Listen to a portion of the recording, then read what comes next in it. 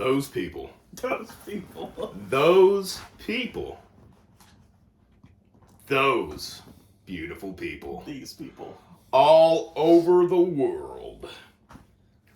Finally, they have a team they can depend on. Okay. Okay? A team they can have faith in. Okay? Okay. A team that'll make them laugh. Okay. A team that'll make them cry. Okay. Two men that can stimulate their brains and simultaneously tug on their heartstrings. Okay. But as a wise owl I once knew once said, Who could these men be? Isn't it obvious? Myself, the Tennessee Dream Trivet, Seth, first name. And that cheeky bastard right there, that's Jordan, the Longbeard Lowry. Okay. So, I don't pre-screen these intros that Seth does. So... Yeah, this is his legit reaction. So, I'm so glad you don't hear any of it before it happens. I'm so glad.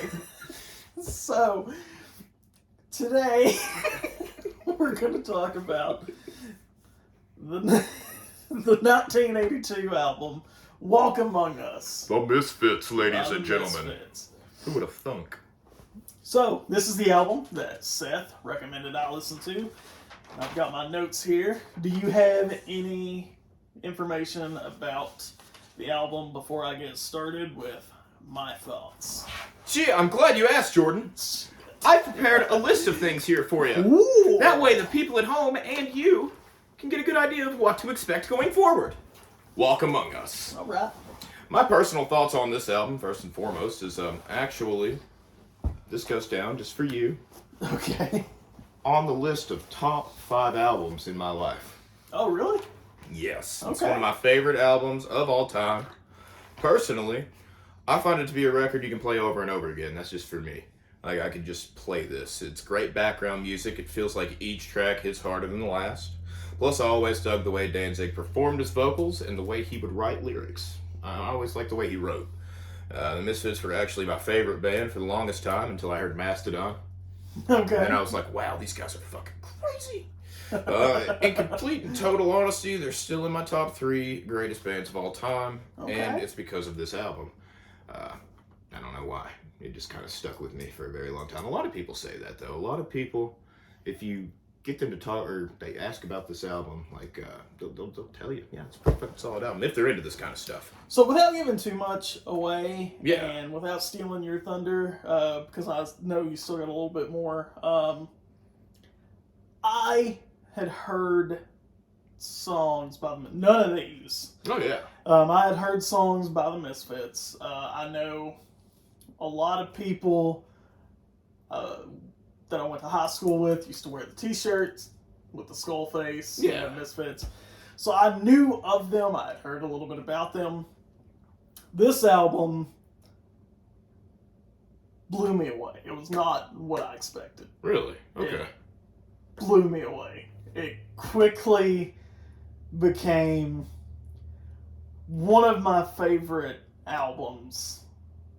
I wouldn't put it in like my top 10 or anything, but dude, like, so I have been working on a list of my top 1,000 favorite albums of all time. Damn, dude. 1,000 out. When I get it finished, I might. That's pretty cool. We can do a couple videos on that. For sure, man. Yeah, it's the all genres. The earliest album I have in it so far is from like the 1940s, all the way up until the newest. 40s. Yeah, all genres, all decades from the 40s to the newest one I have was released just last year. I'm excited to hear about this, honestly. But it's a continuous work. I'm not done with it yet. This album has been added to that. Oh, wow. So, Wow. so without giving too much away, yeah, this album has been added to that, and I cannot wait to get more into the Misfits just as a whole. But anyway, continue. Just wanted to get that out of the way. I know. Yeah, I'll try. Great album. I'm gonna be as brief as possible with this stuff, just because obviously we need something to go off of. But I wanted you to know there's some interesting stuff beforehand about the album. Okay. Is that the album cover actually had 3 different pressings. I don't know if you knew this. They all had subtle differences between them.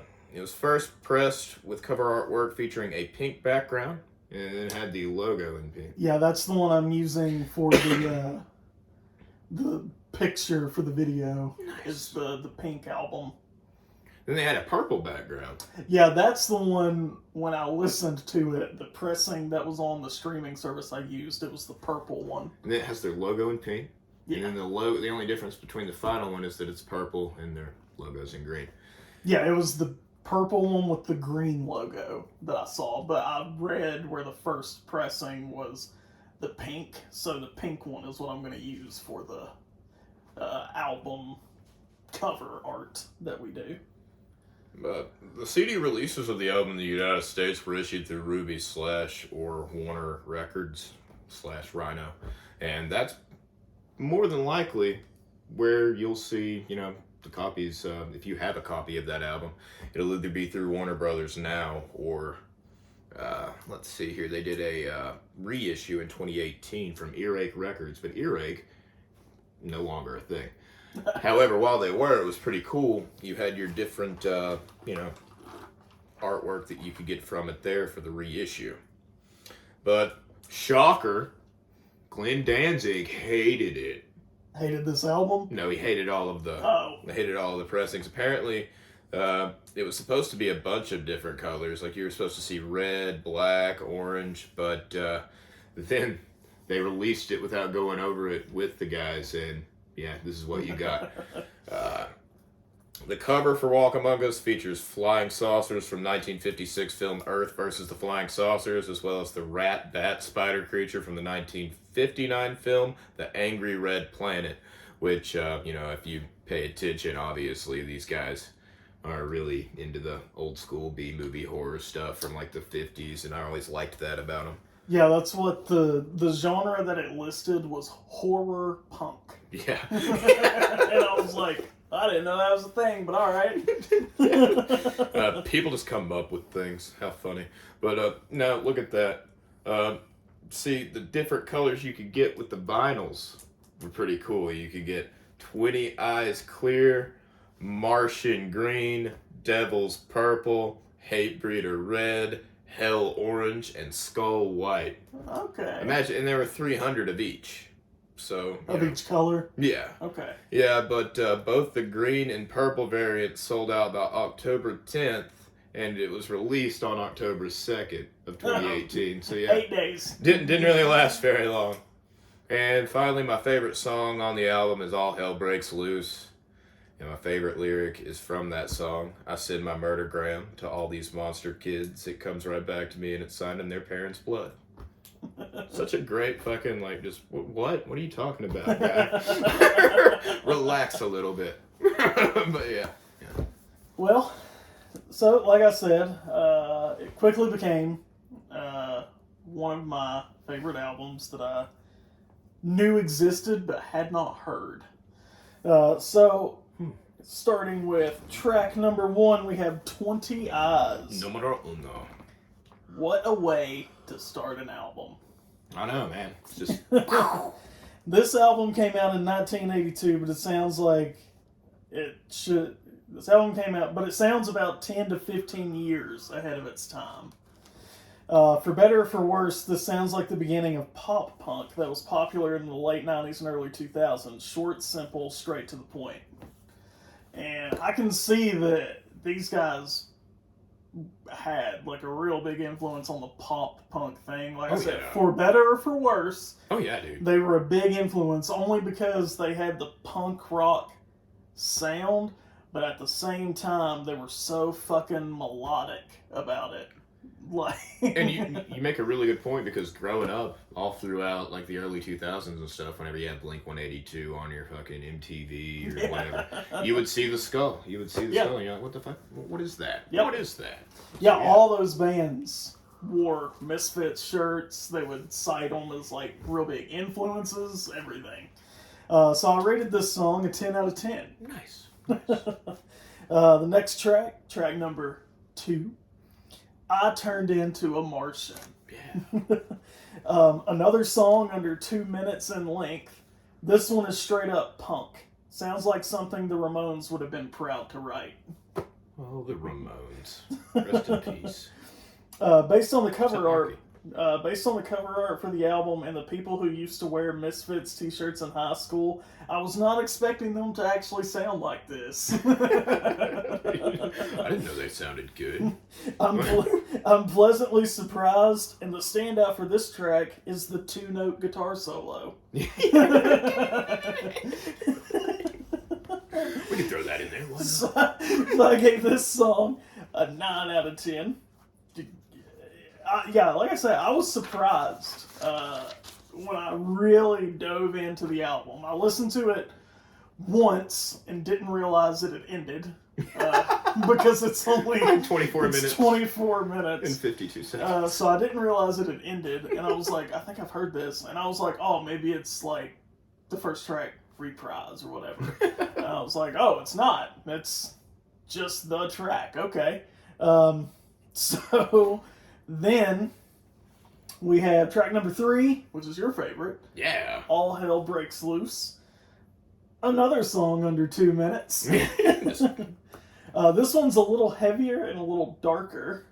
Glenn Danzig's vocals are more abrasive in this track. The song structures for this album so far have been classic punk, but I love how they are able to mix in melodies and harmonies that aren't very typical of this genre. Yeah, because a lot of the stuff coming out back then around this time, 1982, was kind of like, to the average person, just sounds like a bunch of fucking like noise, basically. That's like, you get like, it sounds like a bunch of noise. Yeah, it was essentially. Yeah, just like, 3 power chords. Circle jerks, black flag. 4 on the floor beat the whole time. Like, yeah. D-beat, as they call it. I do like Black Flag, though. I do too. They're really good. Especially My War. We'll talk about that another time. So I rated this song an 8. Then next we have Vampira. Yeah. That's a good one too. Another heavier song, and another song still under 2 minutes. There's a theme here. And I said, I love how they took a standard blues riff and made it sound so menacing. Yeah. The short runtime of these songs makes it easy to listen to, even if you're not a fan of this genre. It's just such a quick listen. Yeah, it's like you don't even have to be the biggest fan. You don't have to pay attention, really. Yeah, like you said, you can have it playing in the background. Dude, honestly, I mean, it's like perfect for like a workout. It's perfect if you're trying to clean the house and you have this playing, like driving. Yeah, it's just so. Just watch the speedometer. Yeah, watch the speedometer. But no, it's just so like upbeat, but also such a short time, less than half an hour. Yeah. So it's like the perfect amount of time to be able to do something quickly, and with the music being so upbeat, it'll help you get it done quickly. Because studies have shown that if you listen to upbeat rock music or like pop music that is like upbeat and fast tempo, get you going. If you listen to that while you're driving, you will drive faster. Yeah, for sure. So I've done it so much. I'm just like, oh shit, need to slow down here. So yeah, I mean, it's this album's perfect for that. So Vampira, I rated 10 out of 10. It's funny you should say that, actually. About what? The study. The study, okay. I remember 100% because I tried to shake the cop's hand like an idiot. This was back when I was like, younger. But that could have went a totally different way. Yeah, right. You could not be here right now. Yeah, I know. Well, his hand looks like a gun. Yeah. No, but I tried. This album was playing when I got that speeding ticket. Oh, so you're saying it. It's 100% accurate what you're stating. Yeah. I remember because I'd just gotten that record too. And I was so excited to have it. And I would play it over and over again. But yeah. Fun fact. Next up, we got track number 5, Nike A Go-Go. So, this is the first song on the album that is over 2 minutes long. Still dark and honestly sounds a little darker than the rest of the songs so far. This is also the first song to have a proper guitar riff instead of just the power chords, but they make it work. It's an actual riff. I wasn't expecting it. And not to say I forgot about that. And not to say that the power chords that they were using in the other songs were, oh, it sounds like every other punk song. It really doesn't, because they had it like so distorted and so much like fuzz, distortion, like everything on the guitar. Because most punk music from that era, you think of the Ramones. It had like a really bright kind of guitar tone. Yeah, for sure. The Misfits did not. So no. They were trying to make you feel uneasy. Yeah, and so yeah, and the last chorus. The only thing that I didn't like about this song was that the last chorus goes on a little long. They just kind of repeat it. That's my least favorite song, honestly. Oh, really? It's my least favorite song on the album. And I said this song could have been another banger under 2 minutes, but I think that's when the Misfits are at their best. Just short, quick, to the point, boom. Cut it off. So yeah, I gave this one a 5. It was my least favorite too. Can't really blame you. If they didn't drag the chorus out, it probably would have been like a 7 or an 8. But it does. I don't know if they just wanted to turn. Right. Like, I don't feel like there's a reason for it. Cause like, were they just like, we have too many songs that are only a minute and a half long? Like, I don't know. It's a really ampy tune, but it's just not. Like you're saying, it's too long. Yeah, and it's only like 2.5 minutes, and I'm saying it's too long. They could have like done something different at the end. The 2.5 minute song, and I'm saying it's too long. This coming from the guy that listens to Jethro Tull's 45-minute song "Thick as a Brick" for fun, and like Thick as a brick. And I'm saying that's a great this name song, for a song, bro. Yeah, it's one song, 45 minutes. Thick as a brick. They had to split it when they released it in 1972. So you had Thick as a Brick Part 1 and Thick as a Brick Part 2. But they meant for it, because you can only fit like 25 minutes on one side of vinyl. Naturally. But they meant for it to be one thing. So on CD releases, it's one song. That's pretty cool. 45 minutes. They also did it... That's a full lunch break for most people. They also did it on the very next album, A Passion Play, which is also a 45-minute long song. They break that one up more, and on CD releases, they actually have like individual tracks, but, I mean, it all flows together. It's one song. It's kind of cool. Not gonna lie, what a cool concept. But, like I said, if that song, this one, the Nike A Go-Go, if it had been just... ended after they could have repeated the chorus the second time, that's fine, but after that they just keep repeating it, and it's like the last minute of the song, it's just the same line repeated over and over. It's like so yeah, it's funny that that's your least favorite too. So yeah, that's the lowest score I gave to a song. It's still a 5.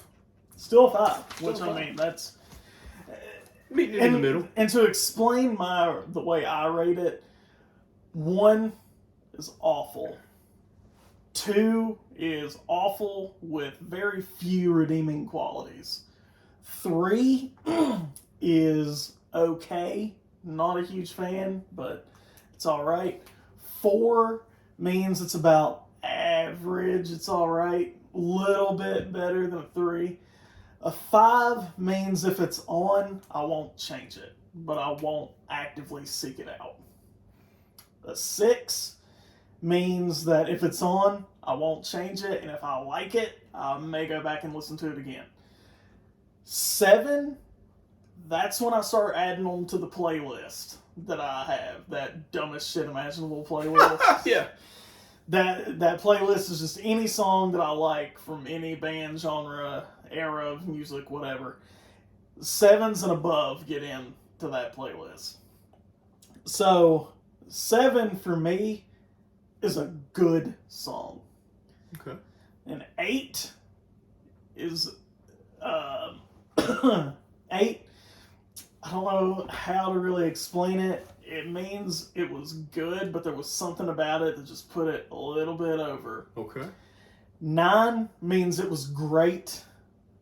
I mean, almost flawless. 10 means classic. Okay. Interesting. So that's how I come up with the numbers that I give them. I'll tell you why it's interesting. Okay. You rate songs the way I rate people. On a scale of 1 to 10? Crazy. Crazy. That's how you rate people? Yeah, 100%. Wild. Okay. There's something about you. What am I rated? You're a 10. You're Okay. classic, man. Okay, You're classic.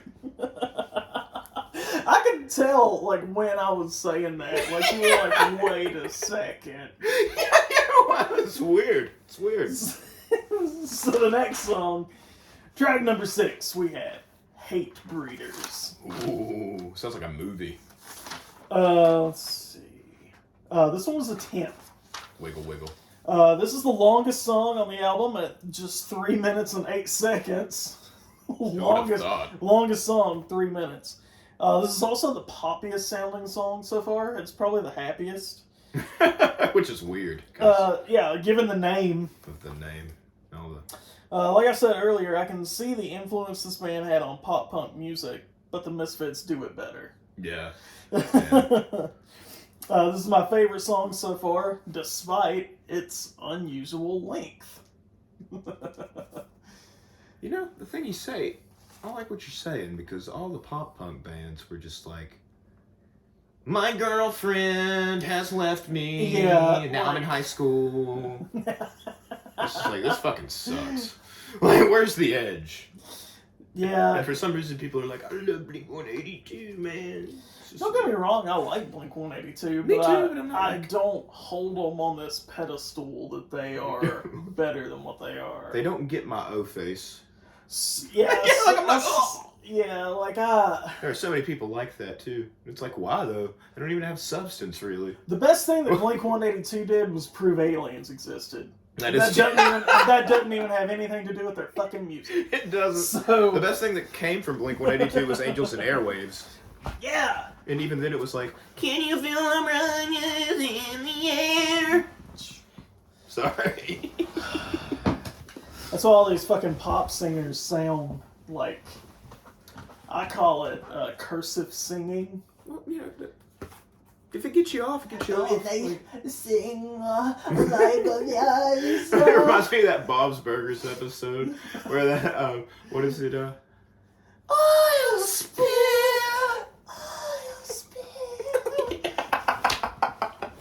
Yeah, so Sorry. yeah, I call that. I don't know if there's a technical term for it, but I call it cursive singing. So anyway, Hate Breeders got a 10 out of 10. Nice. I like that. Next we have Mommy, Can I Go Out and Kill Tonight? It's the only song they recorded live. It was recorded I in the Ritz. wrote that down. A live track. I'm not typically a fan of mixing live tracks into a studio album, but this does show how tight the band was and how well these guys sounded. Yeah. There was no studio trickery. These guys were just that good. These guys were just that good. And I gave this one 7 out of 10, only because I'm not a huge fan of live tracks. Now, if I'm listening to a live album, Makes sense. that's different, but live tracks on a studio album, I'm not really a fan of. I kind of see it though, because you know, whenever you're listening to a studio album, You're listening to a studio Yeah. album. I don't need to hear the claps and the cheers Yeah. of the fans, you know. Not that that's a bad thing, because we love the claps and the cheers from you people. I hear it in my sleep. Well, like I was saying, I even love live albums. Like, Yeah. I'll listen to live albums. I just don't like you said, if it's a studio album, I kind of just expect it to be a studio album. But that doesn't mean that that's a bad song. I still enjoyed the song. And if it had just been the studio version, I probably would have given it a 10. The thing I hate the most about this song is the fact that it goes into London Dungeon, but it doesn't play the For like 10 seconds. Yeah, it doesn't play the whole thing.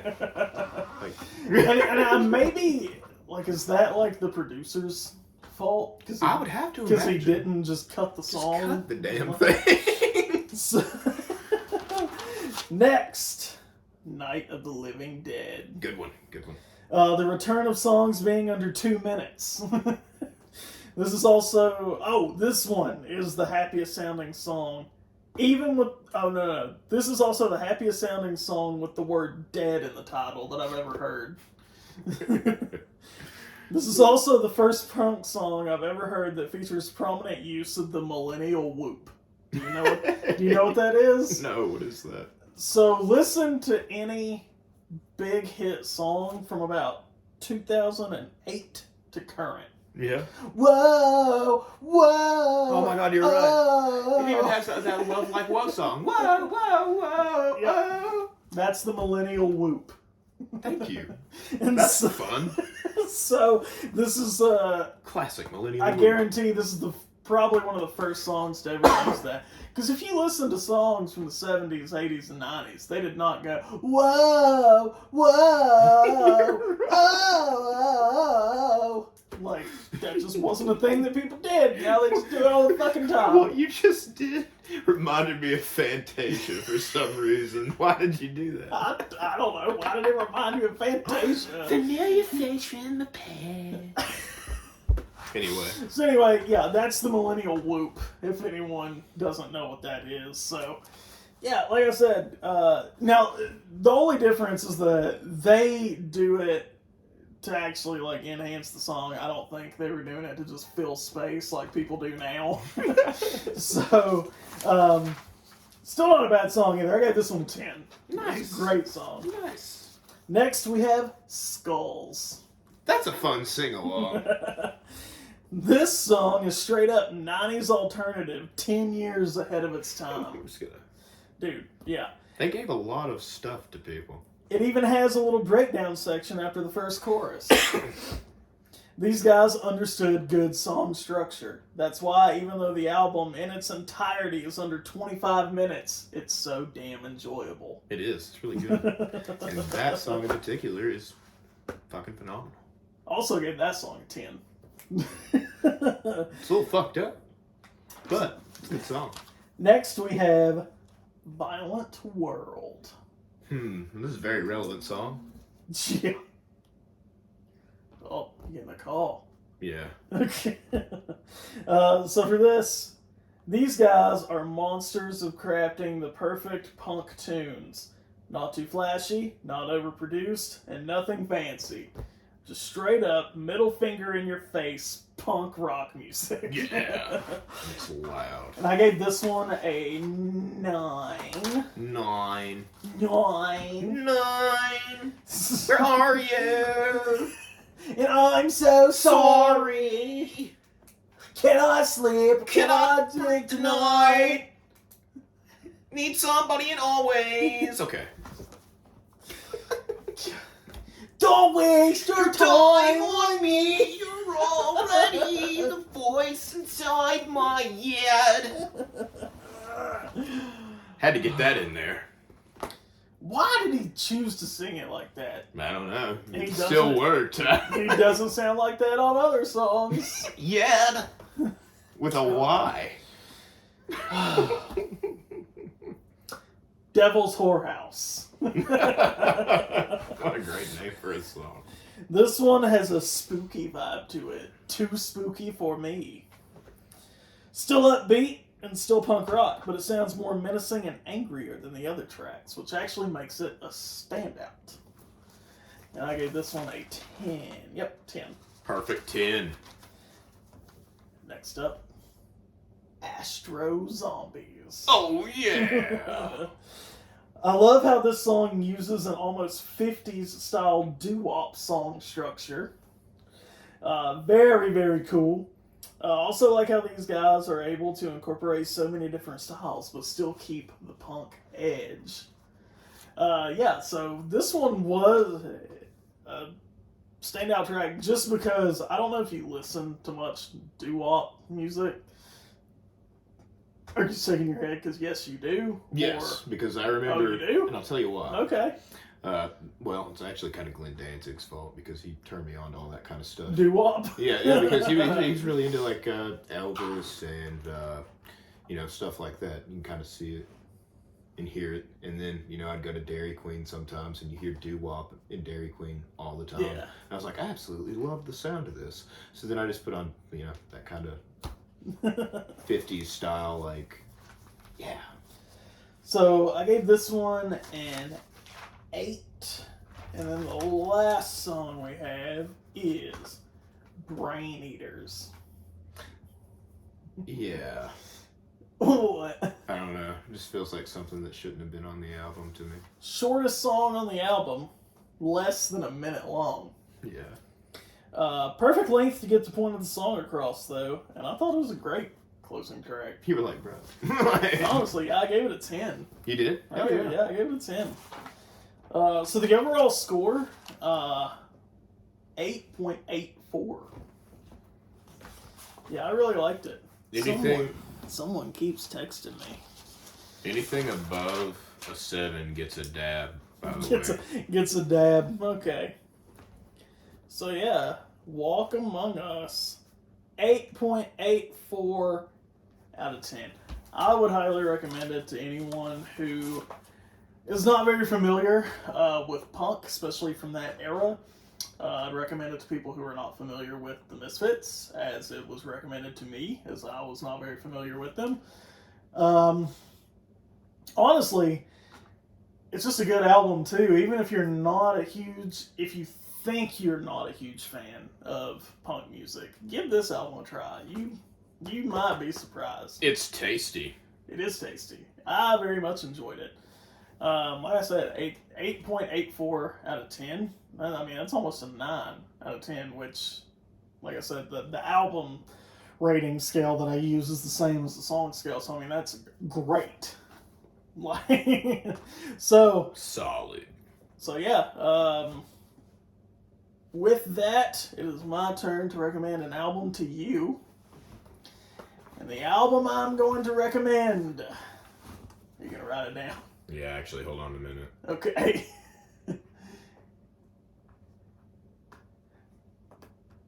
Sorry, I don't know how to work my laptop. You're fine. It is called Deceiver. That's the album title, Deceiver, and it is by a guy named Chris Thile, Thile. And I don't want to give too much away. Just listen to it. All right. It's very different. If you thought Bon Iver was different, you'll enjoy this. It's different on like the mellower side. So, so 8.84 for Walk Among Us by the Misfits. Join us next week and we will discuss Deceiver by Chris Thile. And we'll see you all next time. Welcome to Death Row.